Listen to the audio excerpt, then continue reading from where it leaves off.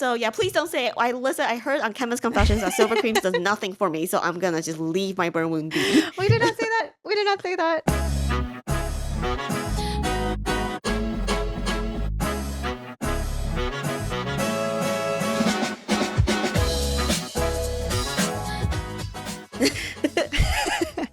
All right. Welcome back, everybody. This is the Chemist Confessions podcast. I'm Victoria. And I'm Gloria. And this is a human conversation on... hello, Kumo. Oh my Kumo's also part of the podcast today. Yes. Yeah. Go ahead, Gloria. Sorry, Kumo is feeling very needy, but we will get rolling on the podcast. Yeah. So this is a human/cat conversation on all the skincare science we talk about on the daily. And today we are talking about not one, but 3 plant ingredients. Ooh, we're feeling brave. And I think for those of you who've been following us for some time, you will already know that it's not because we are super ambitious and we're trying to give y'all like a 2-hour-long episode. It's because, well, these are interesting plant extracts, but there's not that much to talk about in terms of individual merits. So here we are with 3. Yeah, exactly. Let's just say everyone is about to feel our pain towards plant stuff. And the ones we're about to share, we consider already to be pretty good, which you guys might feel is kind of sad, but just hear it from us when we say we think there is some relevance here on the 3 that we talk about. And I think we should also preface with the data that we share is going to get a little creative. But yeah, let's just get into it, everybody. See how we're all feeling. Yep. We're going to start with classic Bisabolol, and then we're going to get into turmeric, which is actually one of the top ingredients that you guys wanted us to talk about. And we're going to end the episode on Boswellia Serrata, or Indian frankincense, which is probably not on a lot of people's radar quite yet, but it's still, of all the plant stuff out there, we think it still has interesting data and some merit for us to cover on the podcast. Totally. So let's jump right into Bisabolol. Yeah. So Bisabolol is the isolated molecule that we like that comes from German chamomile. And this is the molecule that's going to give those skin benefits that are usually associated with chamomile that you hear about. So things like soothing, and you might have even heard about its brightening properties. Bisabolol has actually been looked at for a lot of random stuff, like even mosquito bites and sunburns. Yeah. But I think in terms of topical skincare, where most of its interesting data, like Victoria mentioned, is actually in brightening. So one of the more representative studies in that realm is a double-blind, vehicle-controlled randomized trial, all good words, that you looked at a cream that contained 0.5% Bisabolol on pigmented skin over a 2-month period. Now, this is a relatively small study, 28 healthy Korean females aged between 32 to 52 years. And what they do is they didn't come in with existing hyperpigmentation, but they use a solar lamp to kind of, essentially send them to a tanning bed and kind of use these 2 creams to see how subjects, how these like pigmented spots decrease over time. And after 8 weeks of treatment, the Bisabolol containing cream, there was significant lightening effect in the pigmented skin for the majority of the subjects. I find that wording kind of interesting because are we talking about 51%? Or are we talking about like 87%? Yeah. The good thing is Bisabolol also have no adverse reaction. So it shows up at 0.5%. It definitely does help. And I think I want to give a shout out to our previous episode on centella, where they did kind of a similar test where they induce they induce pigmentation by irradiating a certain amount of UV light on a patch of skin. And to me, even though Bisabolol gets looked at a lot in brightening, it's kind of like, okay, it's almost like an adjacent benefit from its maybe soothing properties. Like the pathway is not necessarily limiting to tackling existing hyperpigmentation. So, however, we should also mention that Bisabolol is pretty prevalent in skincare. I think you'll actually find it a lot in random moisturizers and treatments. And we can also speak from our industry insider aspect in that Bisabolol does have a lot more like, I guess, supplier and proprietary data on that end versus more front-facing research. So we'll just mention that does exist, and is also why we do still believe there is a place for this ingredient, and that it's also great that this is the isolated molecule versus the actual extract itself. Exactly. And I think this is definitely one where we'll say that the isolated molecule ranks supreme in pretty much every situation compared to like a general chamomile extract, just because like Victoria mentioned, it's a known quantity, it's a known molecule, so it's better for us to assess how well it works. And I also want to add that, you know, when we were doing research for this episode, we got to a point where we're like, okay, we're gonna pick one representative paper for each of these, and because there's not that many to go through. But for Bisabolol, what I really appreciate here is that it is still placebo controlled. You know, a lot of plant stuff, like we mentioned in the centella episode, they have a paper that shows that it does something, but it's not benched against a placebo. It's not benched against a known molecule. It just does something. So you have no idea if the base cream is doing the heavy lifting.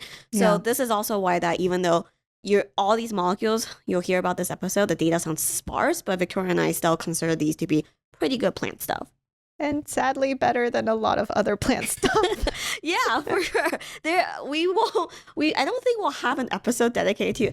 There's a lot of hype. We found nothing, guys. Exactly. All right. So with that, we should mention, if you want to shop for this molecule, we've already mentioned before that you'll probably discover this in a lot of your products, but it's all at undisclosed amounts. And you're probably going to want to aim for something like a 0.5 to 1% amount, which is actually pretty substantial. So, you know, if you do find a product that does disclose a transparent ingredient percentage around Bisabolol, thumbs up. That's awesome. We like it ourselves that it's also in our Better Oil at 1% and Mist Reliable Moisturizer at 0.5%. So all in all, we would say that if you do discover this in any of your products, and we were like, that's a nice bonus for us. Yeah. All right. So we should take a quick break. Speaking of Bisabolol, we like this ingredient so much that we actually put it in our Better Oil. If you're ever curious as to why we call it the Better Oil, it's because we chose the optimal blend of plant oils that will give you the highest amounts of linolenic and linoleic acids, plus potent soothers like 1% Bisabolol to cover all your emollient needs, which means skin nourishment, smoothing skin surface, and that instant glow. Now, for oily skin individuals, hear it from your acne-prone, oily skin chemist that we formulated this for our skin types in mind as well. Just one drop goes a really long way, and that's really all you need. If you're curious to try this face oil out for yourself, please use our promo code CCPodcast2024 for 15% off your first order. All right. We are back. So that's it. That's on Bisabolol. We're ready to move on to the next plant thing, and it's going to be turmeric. All right. You guys asked, so let's talk about it. Now, turmeric. Sorry, Victoria. I just want to say, fun fact, we were going to do a whole episode on turmeric, and us working the research, we're like, pivot.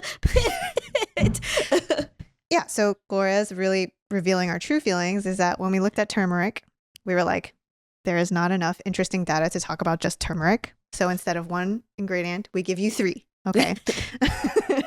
So yes, turmeric, we all know, is a Ayurvedic root that's used in foods and also as a dietary supplement that's good for digestion. But in skincare, if you were to look for this ingredient on the aisle, it will show up as curcuma longa extract. Okay, so not turmeric. The one thing about turmeric is that it has a lot of marketing push. It's like tied to anti-inflammatory, antimicrobial, even antioxidant properties.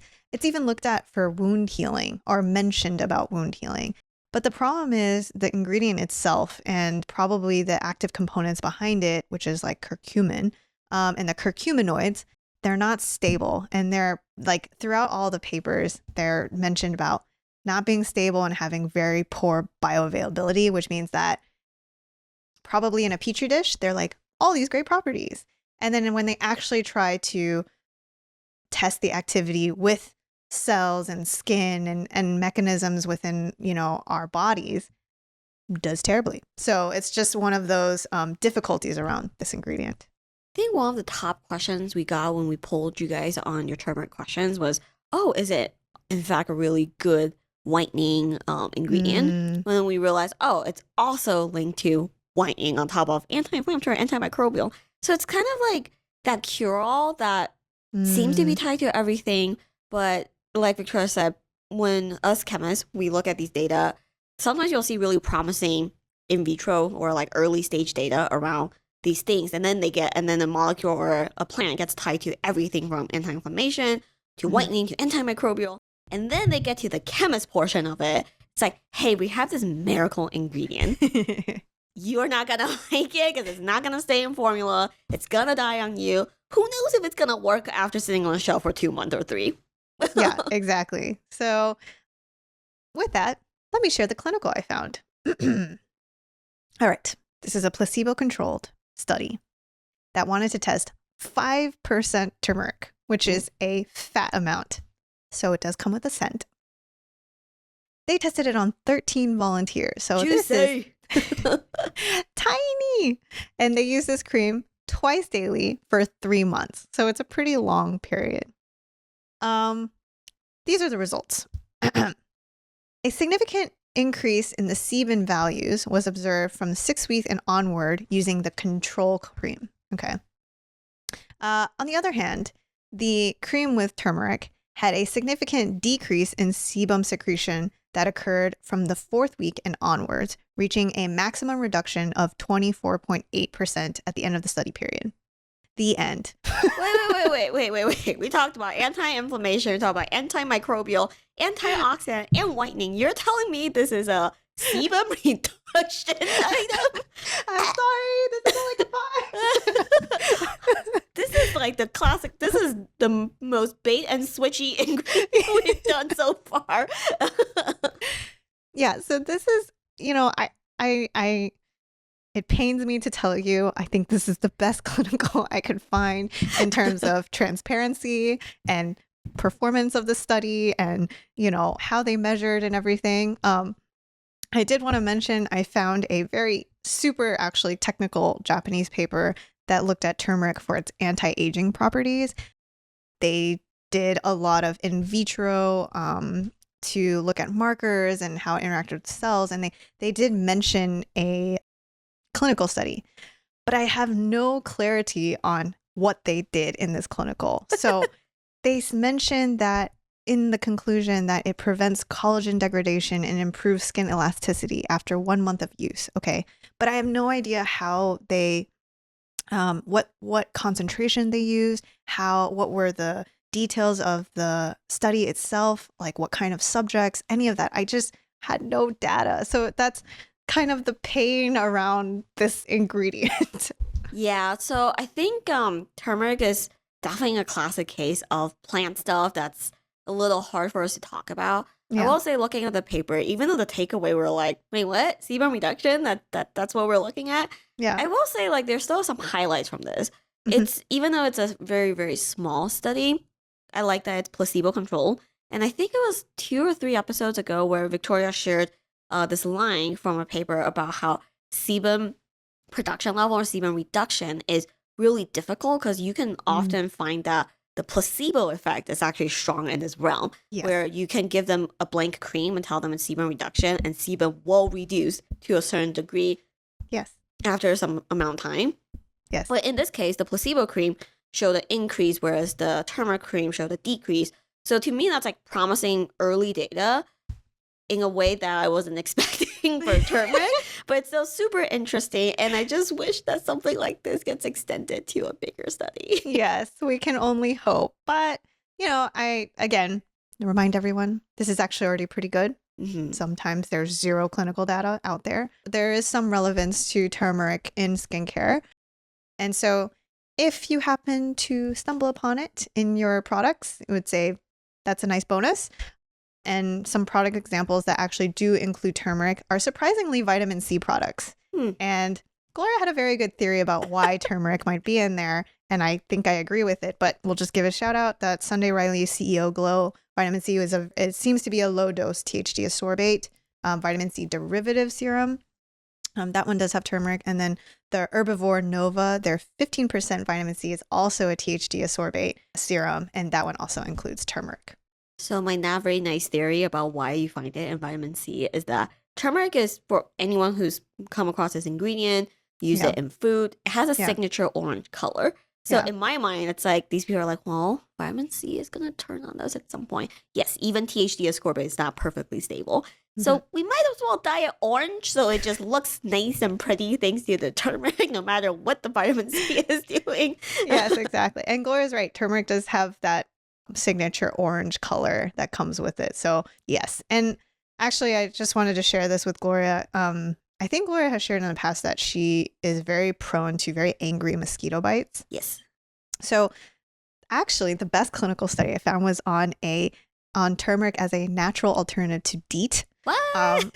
They I actually yeah, I just like that they did a comparison study. But what's really adorable is it's only 4 subjects that used the turmeric serum.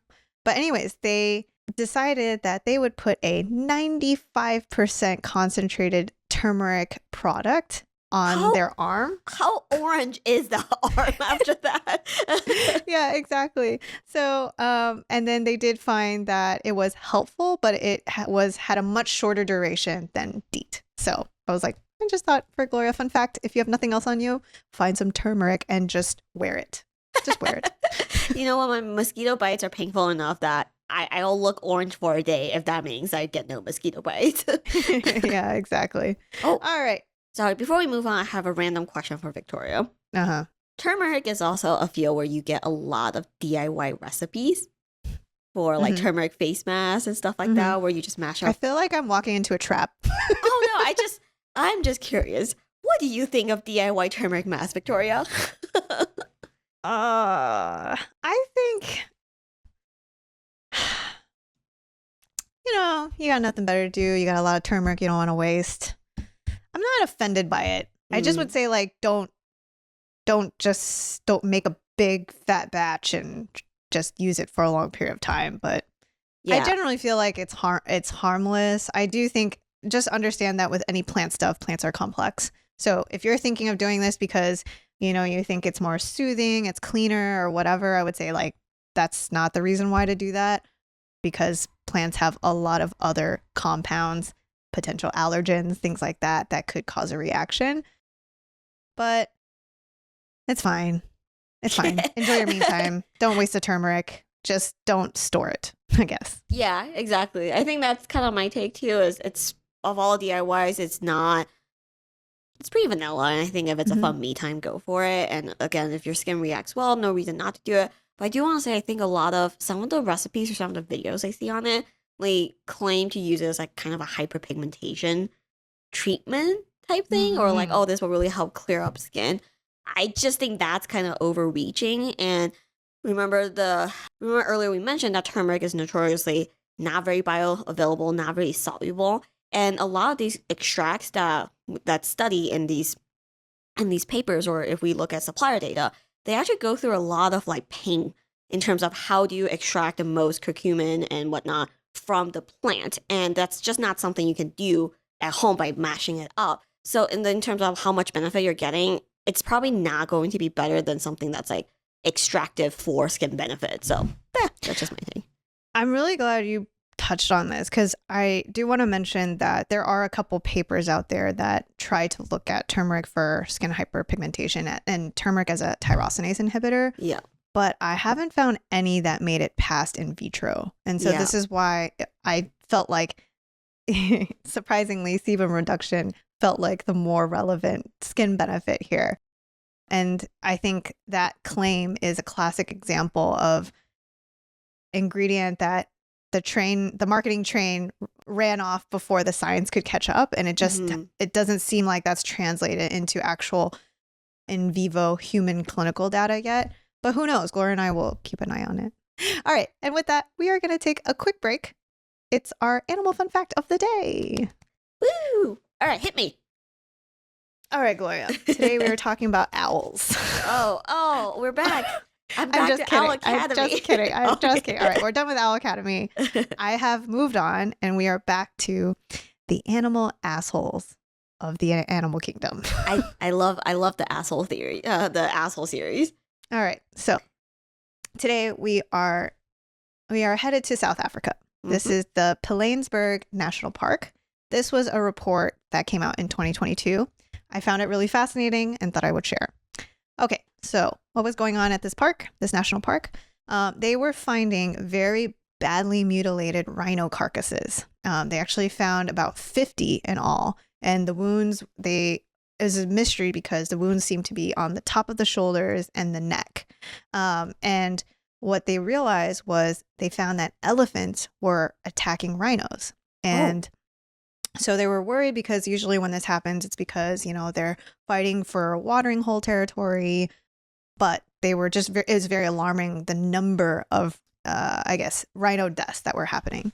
So when they investigated, I like how they wrote this because it almost felt like a police report. They said suspects were a group of adolescent male elephants. Their teenage years are the same as ours, between 12 and 20 years old, who were clearly experiencing heightened aggression. So very relatable. Yes. So it seems like it was young male elephants that were basically showing a lot of aggression. And what they found was that these teenage male elephants, they appeared to be in what they call it musth. And that just means they spell it as MUSTH. Okay. So it's a state in which these young males are flooded with reproductive hormones. And they swagger, they make themselves look taller. Very relatable. Yes. And just this macho-ness, right? And they do this so that basically they show they're alpha, they're dominant. Okay. And so what was very odd was that usually this state is supposed to be temporary. But it seemed like this was an ongoing occurrence with these young adolescent males, and they couldn't figure out why. So what happened was they started to look into it and try to figure out what was causing this development and behavior. And they realized that back in the 1970s, all right, this park, when they wanted to bring elephants to their park, they could only bring females and young males and babies because the big male African bulls were just way too big to transport, right? Mm-hmm. And so because of this, the bigger males, they're the ones that actually keep all of the males in check, because when there is a bigger bull, these younger adolescents, they basically drop out of this like musth state. And that's what keeps these periods very short. Mm-hmm. But now with no bigger elephant male presence, it's just these teenagers just like running around wreaking havoc. You basically have elephant gangs. Okay. So they decided, okay, what are we going to do? Either we have to chemically castrate these young males because they're going to destroy the space around them, harm the animals in the national park.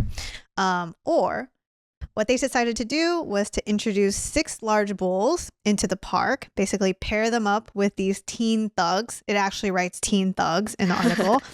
And since then, there have been no more rhino killings. So I found this super fascinating because they actually ended up using this story in an academia paper that talks about human adolescence and the importance of a father figure to help provide boundaries for teen males.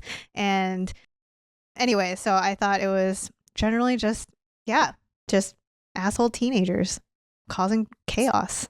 I think it makes a lot of sense. It makes elephants even more relatable. Yes, exactly. So yeah, I just have, assholes in the animal kingdom all around. Who would have thought elephants? Rambunctious teens causing chaos.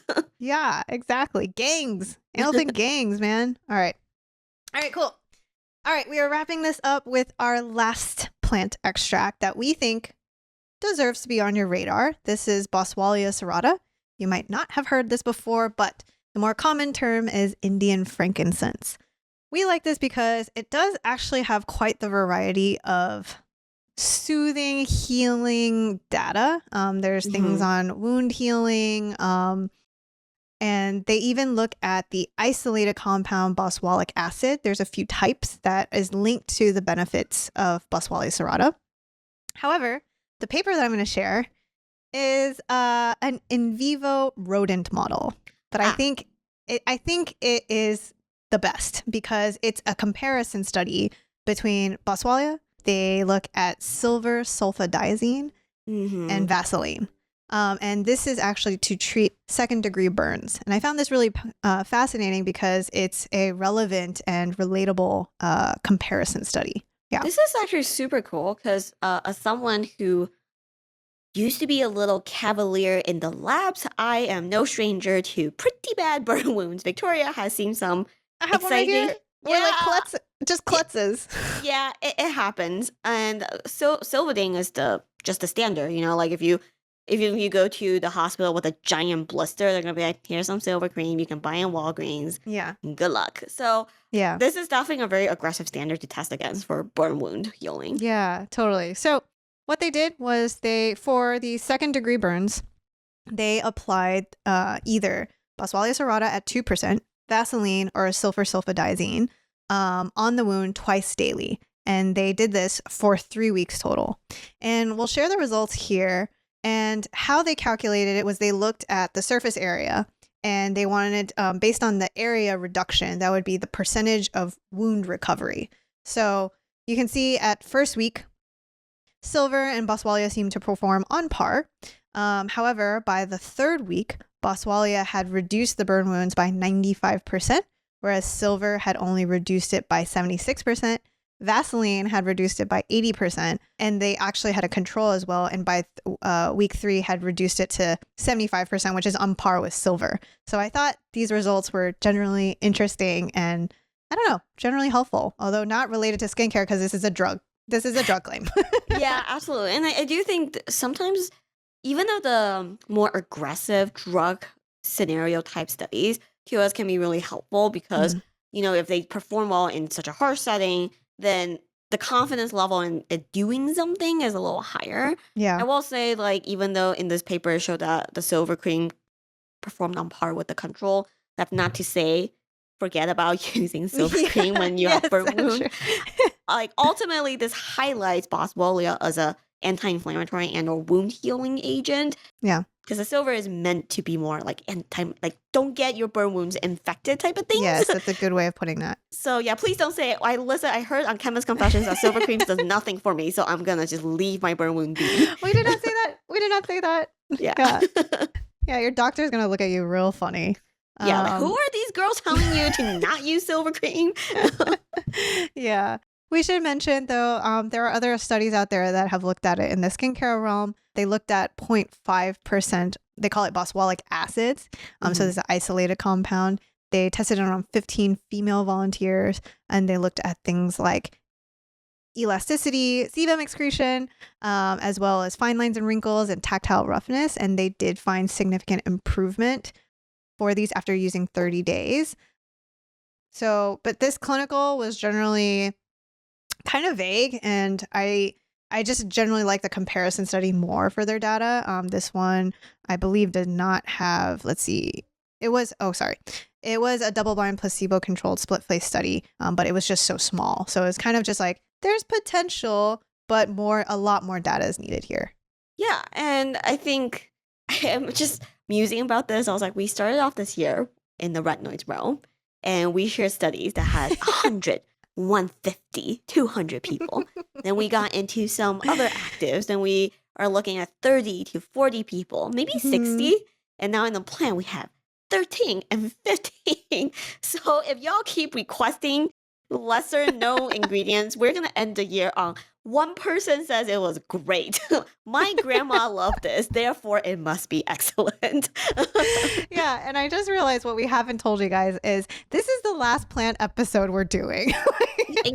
For a while. Yeah, I think we've reached the limits of just feeling like we're, I don't know, just reaching for any sort of sign. Give us a sign that it does something. And we feel like really this is the minimum. For us, Gloria, this is the bare minimum of where we feel like, okay, yeah, we can entertain this. We find this relevant. So this is the last plant stuff. And again, this is a friendly reminder that all 3 ingredients we cover in this episode still has more data than a lot of random extracts out there. Yeah, totally. Yeah. So to wrap up, if you are shopping for Boswellia, we should mention that it's actually found in a couple of SkinFX's products. We actually covered this product before, antioxidant redness treatment recovery mask. They actually have some clinical testing on reducing redness as well. So that product, and we also like it so much, we put it in our Balm Voyage to give it that soothing aspect. So those would be the 2 that would include this extract. Yeah. Yeah. And I do want to mention that I think a lot of natural questions that come from covering ingredients that seem to do very similar things. Like, oh, we cover a lot of soothing extract. They all sound the same after a while, right? Like, blah, blah, blah extract is soothing. It has wound healing data. It's anti-inflammatory. It's an antioxidant. I do want to say that in this category, and you can see from online too, like we don't stick to one soother. We put in different soothers in different products. So Balm Voyage has Boswellia Serrata, the oil, and Mr. Libel has Bisabolol, and Aquafix has centella. And the biggest reason is they all have different chemical properties, right? Centella is a water-based ingredient. Serrata, but Boswellia Serrata actually comes in the gum, the resin of the tree bark. So the type of formula you can form with it is very different than happily water-soluble centella. So that's also why that I think it's kind of sometimes it's the aspect of our chemist job that's hard to talk about. There are certain ingredients we'll say, oh, find it in your serum. And then there's some we'll say, oh, it's best in a cream. And some of it comes from the fact that just by the nature of these ingredients, there are certain formats that you can maximize the potential better. So that's kind of why there isn't a best soother here, but there is a best format to maximize these soothers. Totally. And also, not to mention that the soothing pathway is incredibly complex with a lot of different triggers and a lot of different pathways. So broad spectrum approach, casting a wide net is the best way to go about it instead of just only looking for like one single ingredient like aloe. Sorry, I can't help it. Like, if y'all are curious, head to our blog and search for Inflammaging, where we kind of talked about the biology of skin inflammation for like half a hot second, but mostly just to tell you guys, hey, it's complex. Like, you know, like we talked a lot, we speak a lot about, say, hyperpigmentation pathways. Like, oh, you soothe to prevent, you know, like post-inflammatory hyperpigmentation, you prevent tyrosinase, you block melanin transfer. Like, it seems very seamless and there's a lot of strategy and logic. Yeah, no, inflammation is too complex for that. Yeah, exactly. Yeah. But anyways, that wraps up our episode. We hope this was helpful and was able to put spotlight on some ingredients ingredients that might not actually be on your radar. But otherwise, Gloria, where can they find us? You can find us on our website at chemistconfessions.com. We have a lot of these topics covered in our blog, so you can definitely search for it if you're curious. You can DM us on Instagram at chemist.confessions. You can also write to us at info@chemistconfessions.com. Last but not least, we are on TikTok, but we basically don't really respond to messages there. So that's it. Wraps up the episode. We will see you guys next week. Bye, guys.